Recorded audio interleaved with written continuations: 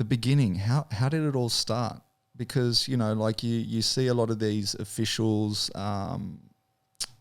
you know, they're either ex-fighters and things like that. And, you know, you've told me that you train in jiu-jitsu, but it's never like been a case of, you know, you converting from a fighter across to now an official after you've retired. So, and I guess also 15 years, what are we talking, 2005, the sport is still very new and fresh. Like how did your journey begin, I guess? What was your why, as they always say with fighters? And yeah, how did you even get your foot in the door?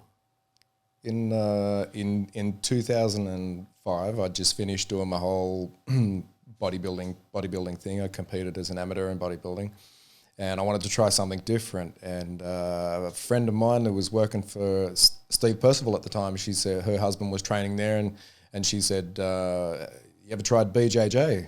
I didn't really know what BJJ was, and she said, "Come on down." I was like 116 kilos when I first walked on the mats, and boy, didn't I learn real quick.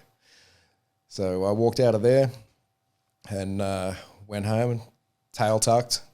It was 60 kilograms, 70 kilogram guys beat me up. I walked in there thinking I was going to pick guys up and throw them out the window.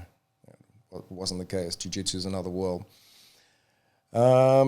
Then I was 1 stripe, 2 stripe, white belt under Steve Percival, and Steve Percival had been reffing shows for a year or so, and he needed a hand on a show.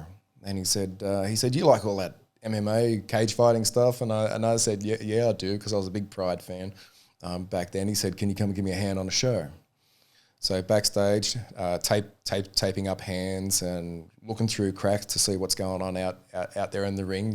9 times out of 10, it was a roped off ring back then, because we had a lot of mixed shows, K1, kickboxing, MMA.